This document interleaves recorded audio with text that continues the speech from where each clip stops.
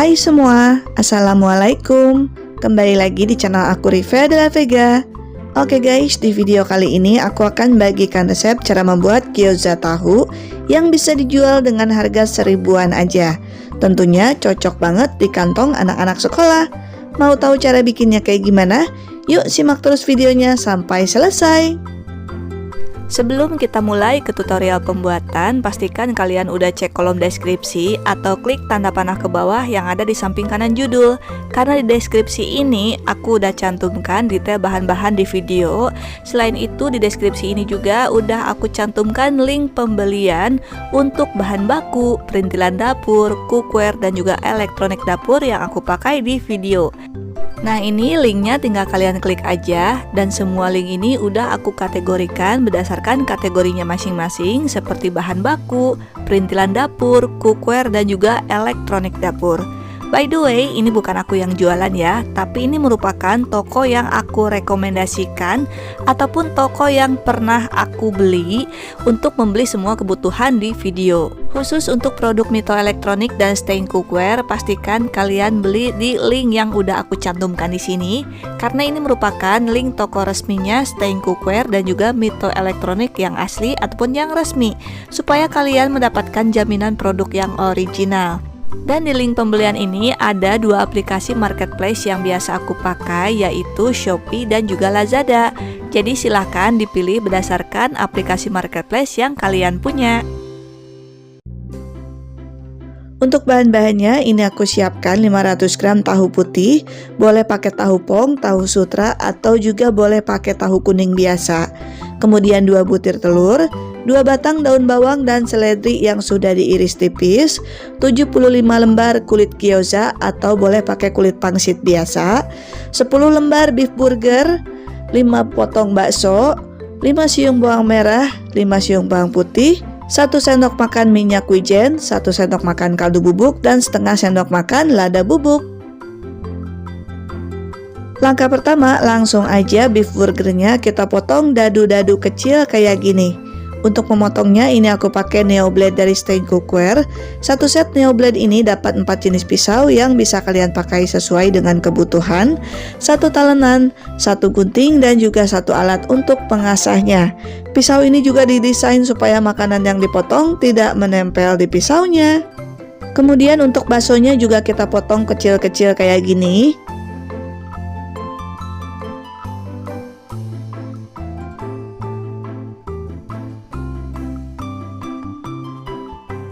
Dan untuk bawang merah kita iris tipis, sedangkan untuk bawang putihnya kita cincang halus.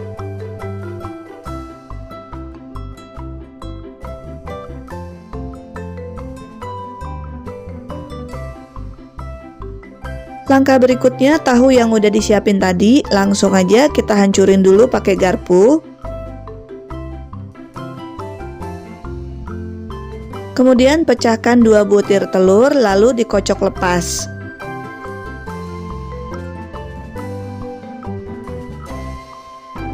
Langkah berikutnya, tuangkan telur yang udah dikocok tadi ke dalam minyak yang udah dipanaskan terlebih dahulu, kemudian diorak-arik.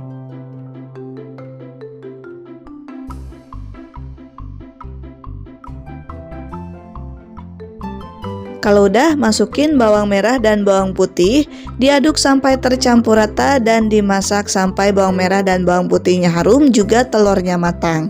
Setelah itu, masukin sosis dan bakso yang udah diiris-iris tadi, masukin juga tahu putih yang udah dihancurin, terus tambahin juga bumbunya, kaldu bubuk, lada bubuk, dan minyak wijen. Habis itu kita aduk sampai tercampur rata dan juga semua bahannya matang. Dan terakhir baru kita masukin daun bawang dan seledrinya, terus diaduk sampai tercampur rata dan dimasak cukup sampai daun bawangnya layu aja.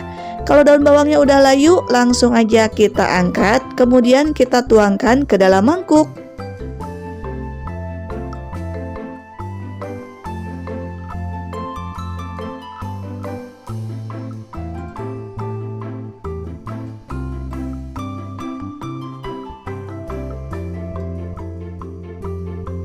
Langkah berikutnya, siapkan 1 lembar kulit dimsum, kemudian oles dengan air di bagian pinggirannya. Setelah itu tambahkan 1 sendok teh adonan tahu, kemudian dilipat dan dirempel, dilipat-lipat ke arah depan kayak gini.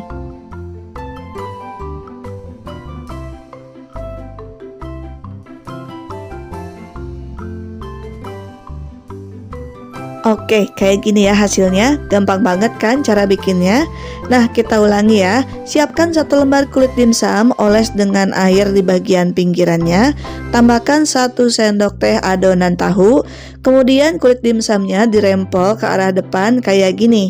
Nah, gampang banget kan cara bikinnya? Kita lakukan hal yang sama sampai selesai.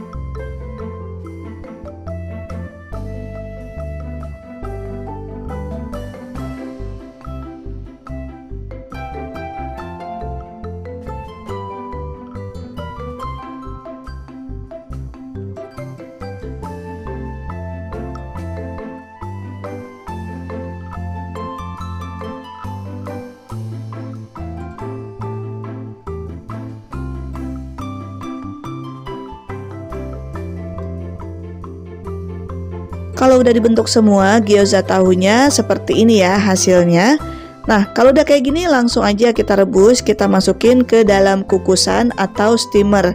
Disusun rapi, lalu dikukus selama kurang lebih sekitar 15 menit aja.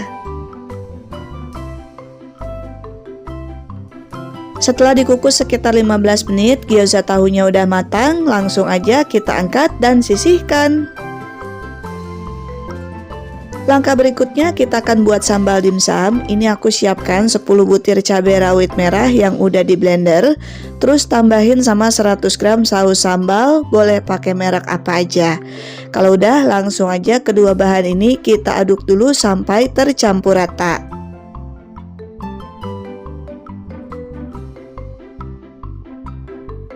Kemudian tambahkan sekitar 150 ml air untuk membersihkan sisa sambal yang menempel di mangkuk tadi. Tambahkan juga kaldu bubuk secukupnya, aduk sampai tercampur rata, lalu dimasak sampai mendidih. Nah, kalau udah mendidih kayak begini, langsung aja kita angkat dan dinginkan.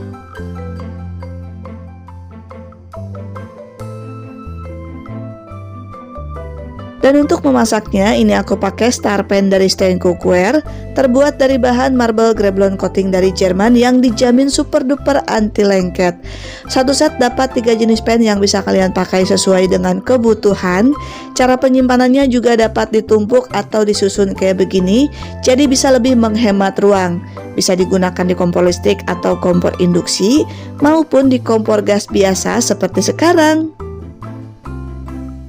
Langkah berikutnya, gyoza tahu yang udah dibuat tadi langsung aja kita kemas dalam mika. Untuk mikanya ini aku pakai mika ukuran 4 eko. Satu mika ini bisa menampung 4 gyoza tahu.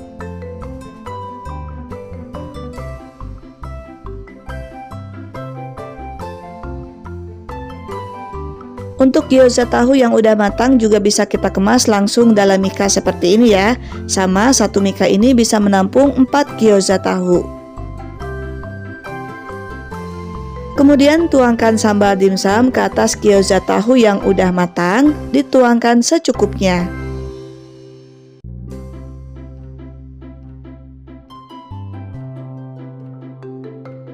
Nah, ini dia hasilnya gyoza tahu yang aku buat. Gimana cara bikinnya? Gampang banget kan? Satu resep yang aku bagikan ini jadi sekitar 70 butir gyoza tahu. Dan ini rasanya dijamin enak banget meskipun bahan dasarnya cuma dari tahu. Untuk harga jualnya juga ini bisa kalian jual dengan harga 1000-an aja per butir. Atau kalau dikemas dalam mika seperti ini, satu mikanya bisa kalian jual dengan harga Rp5.000, isi 4 dimsum ataupun 4 gyoza tahu. Atau silakan kalian sesuaikan sendiri untuk harga jualnya dengan harga bahan baku di daerah setempat.